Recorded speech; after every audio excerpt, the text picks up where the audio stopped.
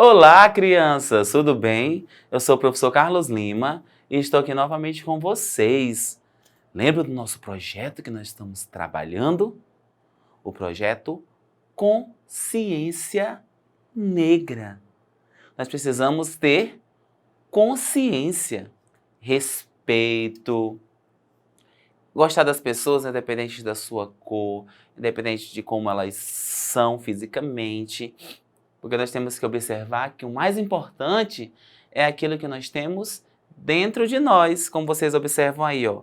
Respeito não tem cor, respeito tem consciência. Quando nós gostamos, a gente não vê defeito, a gente não vê nada, né? Então, por que nós vamos ver cor? Por que nós vamos observar a cor de cada um?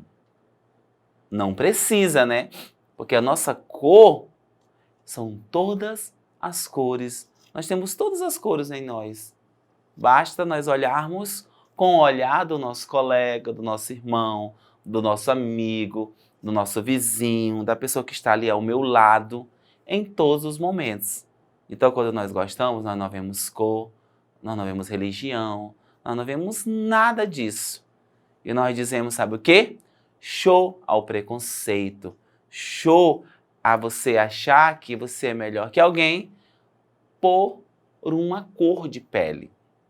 Então, esse projeto ele tem essa finalidade de nós nos autoavaliarmos, nós observarmos as nossas atitudes. Será que a minha atitude está sendo legal? Será que eu estou julgando alguém pela cor? Então, vamos pensar bastante, porque a África, ela traz muitas influências sobre a nossa vida. Você sabia disso? Às vezes você nem sabe, mas muitas coisas são advindas lá da África, são advindas dos negros. Eles vieram e eles conseguiram, do jeito simples deles, influenciar todo um país, né? Influenciar de forma positiva. Muitas coisas hoje nós temos que vieram de lá. E nós utilizamos até hoje. E muitas pessoas, né, infelizmente, ainda tratam, né, o negro de forma diferente. Mas graças a Deus que foi conquistado, né, muitas coisas legais. E hoje nós podemos andar, nós podemos ver bastante coisa diferente, né? Bastante pensamento diferente acerca dos negros. Então a influência negra, ela é importante na nossa vida. E nós vamos falar hoje de uma influência bastante interessante, que é sobre aqui, ó. Vamos observar aqui, ó. O negro e a sua influência na culinária brasileira. Quando nós olhamos isso aqui, ó, essa imagem aqui, ó, linda, né? Uma das situações também, uma das partes que é bem forte, né, acerca do negro, acerca dessa culinária, é que ela é bastante farta, né? Ela não é aquela coisinha. Às vezes eu vi assim, eu vi uma entrevista, a pessoa fazendo uma comida afro, né? Uma comida africana. E fizeram aquela coisa, colocaram um pedacinho disso, um pedacinho daquilo, fizeram uma releitura, né, de uma comida bem típica africana. Aí a pessoa foi, fizeram porque a pessoa era rica, porque a pessoa era famosa, e ela disse assim, só que isso aqui não é verdadeira comida negra. A verdadeira comida negra eu conheço. Ela disse, é farta, é muitas coisas, é fartura. E às vezes você moderniza, né, a comida, você moderniza algumas situações, que é uma tendência, né, do mundo, do ser humano, modernizar, né, transformar as coisas que já são boas, né. Aí você pensa assim, não, tá bom, mas eu vou transformar. E nem sempre fica legal. Ó, então, o negro e a sua influência na culinária brasileira. Você sabia que muitos dos alimentos do nosso dia a dia são de origem africana? Muitos dos nossos alimentos hoje, no nosso dia a dia, são de origem africana. E às vezes você come, você se alimenta daquilo e nem se dá conta disso, né?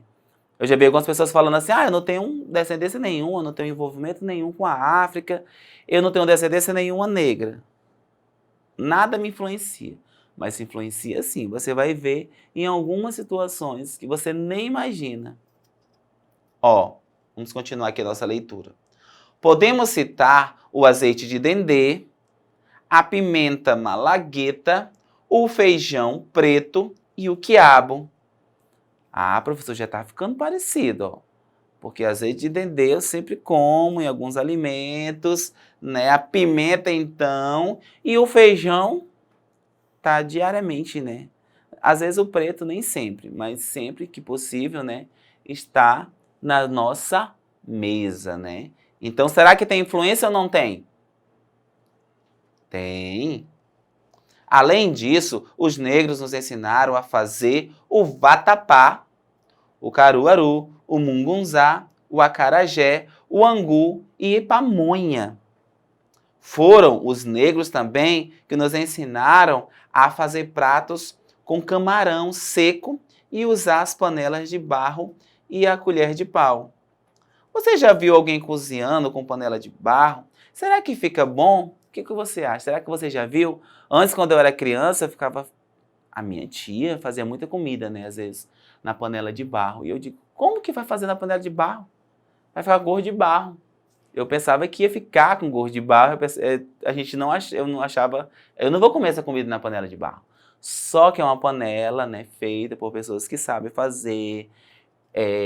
Vai para o forno. Ela é modelada lá com barro mesmo. Só que é um barro que não vai prejudicar. E a comida fica gostosa, e a comida fica bem interessante. Como vocês podem ver nessa panela aqui, ó. Ó, essa aqui é uma panela de barro. Ó, aqui, ó. Totalmente de barro. E a comida fica gostosa, porque esquenta bastante, né? Ela aguenta fogo e tudo mais. Só que é de origem, né? Veio da África, né? Porque eles usavam muito aquilo que tinha. O barro tinha ali, tinha o fogo, tinha tudo, então eles usavam aquilo que tinha. Você usa o que na sua casa? Você usa os recursos que você tem, não é verdade? Você usa os recursos que você tem. Então, na situação, e às vezes você improvisa. Quantas pessoas, né? Às vezes falta aquele gás naquele momento indesejado. Aí a pessoa vai lá e pega um fogareiro, né? Faz ali com um carvão ou então com um pedaço de madeira, faz um fogo e cozinha. Quantas pessoas já fizeram isso, né? Por quê? Porque a gente, diante da dificuldade, diante das situações difíceis, a gente trata de resolver a situação, improvisando. E isso aqui eram coisas improvisadas, né? Algumas coisas eram improvisadas que foram se perpetuando, né? Foram ficando para sempre, né? A panela de barro, até hoje nós usamos, né? A questão de fazer comida, né? Com camarão seco, né?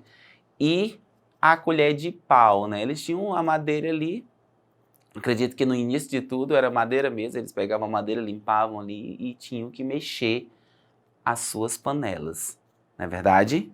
Então isso ficou muito forte também na nossa origem hoje, né? Todo mundo gosta porque não machuca a panela, né? Não risca a panela, então muitas pessoas gostam dessa questão da panela de barro e da colher de pau também, ok?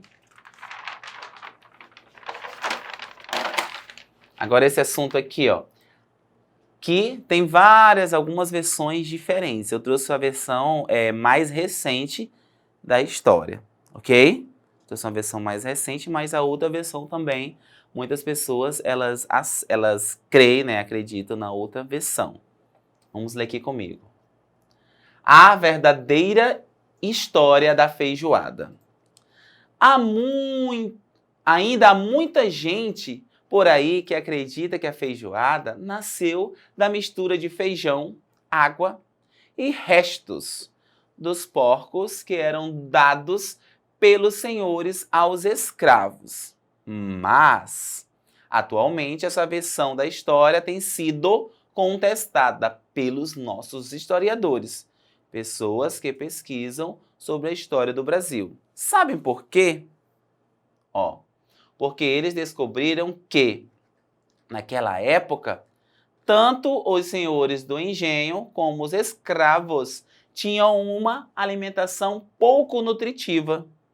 Faltava alimentos para todos e algumas partes do corpo, como o rabo, os pés, as orelhas e os miúdos, não eram considerados restos. Muito antes dos escravos, os portugueses, os franceses e os italianos usavam esses ingredientes em suas receitas e era muito comum que fizessem as paneladas, um tipo de comida, legumes com carne de todos os tipos, tripas, rabo de boi, língua e etc. Tudo indica que a origem da nossa feijoada tem influência das famosas paneladas europeias e que, aos poucos, os negros, com sua criatividade, a transformaram na gostosa feijoada que conhecemos nos dias de hoje. Então, vamos deixar de lado esse preconceito contra os pés, as orelhas e o rabo de porco. Afinal, é muito gostosa uma feijoada. Afinal, é muito gostosa uma feijoada, ok? Então, às vezes, ficava naquela, né? Ah, só restos. Eles não tinham o que comer, aí eles pegavam como se fosse aquele resto, como o início de tudo, eles falavam sobre essa questão, né? Mas aqui tem outra versão mais, né, atualizada um pouco, que foi vinda, que ela foi criada a partir da panelada. Que também, se você for observar, são partes que não são nobres, né? Porque às vezes a sociedade ela divide as partes nobres do boi, a parte boa do porco, a parte mais assim, e eles faziam o quê? Eles faziam essa mistura, né? E como fala aqui, muitos já usavam, né, utilizavam esses alimentos, só que dentro lá da panelada, eles observavam como se fosse o quê? Uma maneira de usar o animal de todas as formas. Porque já pensou? Sacrifica o animal e usa somente a carne, usa somente uma parte dele. Então era uma maneira também de não desperdiçar, né? E como viram também que a alimentação deles estava pouco nutritiva, eles precisavam o quê? De substância. Você sabia que os negros, né, trabalhavam bastante, tinham bastante trabalho, né? E eles não paravam em nenhum momento. Então eles precisavam o quê? De substância, né? Precisavam ter força. E os senhores do engenho também trabalhavam, assim, comandavam tudo isso, né? Eles também precisavam serem o quê? Nutridos com alimentação mais pesada, né? Uma alimentação mais forte, uma alimentação com mais força. Então, essa origem aqui da verdadeira, né, como fala a verdadeira história da feijoada, ela tem essa origem aqui, foi baseada lá na panelada, né? Só que era com tripa, com outras coisas também. E existe, hoje a nossa feijoada está bem diferente, né?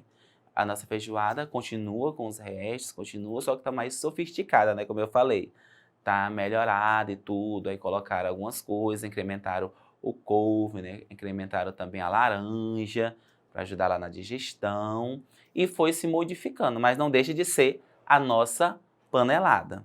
Tudo bem, crianças?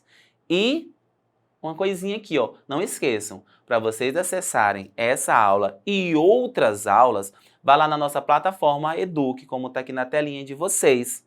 Vocês sabiam que quando nós aprendemos juntos, nós aprendemos muito mais.